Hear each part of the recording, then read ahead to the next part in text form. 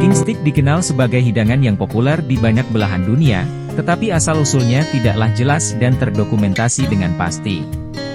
Meskipun demikian, ada beberapa informasi dan teori yang mengaitkan asal mula masakan daging stik. Salah satu teori yang cukup populer adalah bahwa stik berasal dari Eropa, terutama dari negara-negara seperti Prancis dan Inggris. Di Prancis, stik daging sapi yang dipanggang atau dipanggang di atas bara api dikenal sebagai beefsteak, sementara di Inggris istilah beef stick digunakan untuk merujuk pada potongan daging sapi yang dipanggang. Stik dihidangkan dalam berbagai cara, mulai dari rare, mentah, hingga well dan matang. Dalam sejarah kuliner, metode memasak daging dengan cara dipanggang atau dipanggang sudah dikenal sejak zaman kuno, meskipun mungkin tidak secara spesifik disebut sebagai stik. Pada abad ke-19, stik mulai populer di Amerika Serikat, terutama di restoran-restoran stik yang mulai bermunculan. Jenis stik dapat bervariasi berdasarkan bagian daging yang digunakan dan cara memasaknya. Berikut beberapa jenis stik yang umum. Ribeye.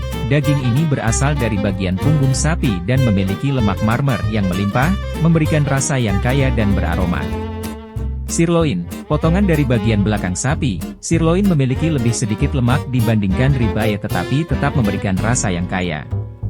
Tenderloin, filet mignon merupakan potongan yang sangat lembut dan tidak berlemak dari bagian punggung sapi. T-bone, kombinasi dari bagian tenderloin dan strip steak, dipisahkan oleh tulang T-bone. Memiliki rasa yang unik karena mendapat manfaat dari kedua potongan tersebut. New York strip, juga dikenal sebagai strip steak, ini adalah potongan dari bagian punggung sapi yang lebih berlemak dan beraroma. Flank steak, potongan daging yang tipis dan serat-seratnya terlihat jelas. Biasanya dimarinasi dan dipanggang cepat untuk membuatnya lebih lunak. Skirt steak, mirip dengan flank steak tetapi dengan serat yang lebih kasar. Cocok untuk dipanggang atau dimasak dalam masakan cepat. Porterhouse, mirip dengan T-bone tetapi memiliki bagian tenderloin yang lebih besar. Pilihan jenis stik tergantung pada preferensi pribadi terhadap rasa, tekstur, dan kelembutan dagingnya. Menentukan stik terbaik di dunia bisa sangat subjektif karena preferensi rasa dan pengalaman makan yang berbeda-beda.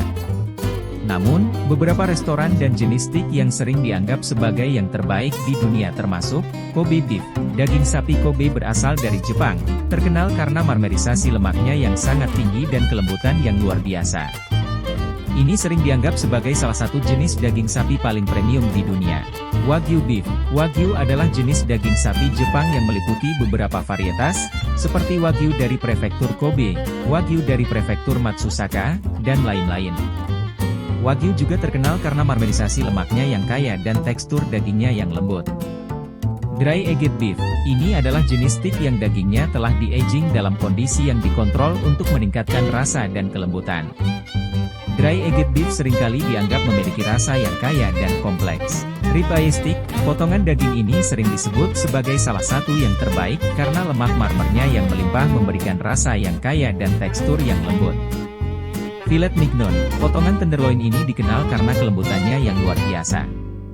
Filet mignon biasanya tidak memiliki banyak lemak marmer tetapi memiliki rasa yang halus dan lembut. Stik dari restoran berbintang Michelin.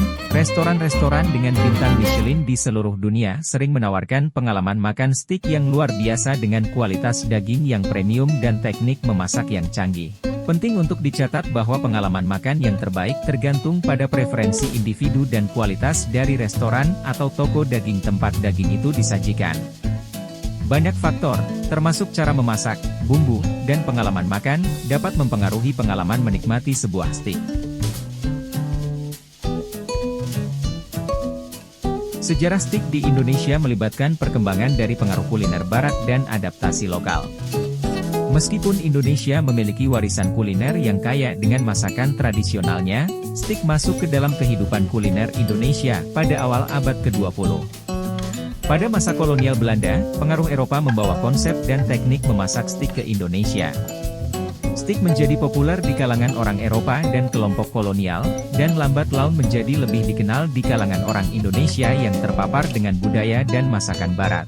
Awalnya, stik di Indonesia umumnya hanya tersedia di restoran-restoran kelas atas atau hotel-hotel mewah yang melayani komunitas kolonial dan pejabat pemerintahan. Namun, seiring perkembangan zaman dan globalisasi, stik menjadi semakin populer di kalangan masyarakat umum di Indonesia. Pengenalan dan popularitas steak di Indonesia juga terbantu oleh perkembangan industri makanan dan minuman serta masuknya merek-merek internasional seperti restoran steak Amerika atau Eropa yang membuka cabang di Indonesia. Ini membuat steak semakin mudah diakses dan menjadi bagian dari pilihan menu di banyak restoran di berbagai kota besar di Indonesia. Seiring dengan itu, adapun lokal juga mengembangkan variasi unik dari steak, seperti menggunakan bumbu-bumbu Indonesia, atau memasak dengan teknik tradisional Indonesia untuk memberikan sentuhan lokal pada hidangan ini. Hal ini mencerminkan adaptabilitas dan penyesuaian masakan internasional dengan selera lokal yang kaya di Indonesia. Dengan demikian, sejarah steak di Indonesia adalah cermin dari interaksi antara pengaruh barat dan lokal, serta evolusi selera masyarakat terhadap makanan internasional dalam konteks budaya dan sosial yang berbeda.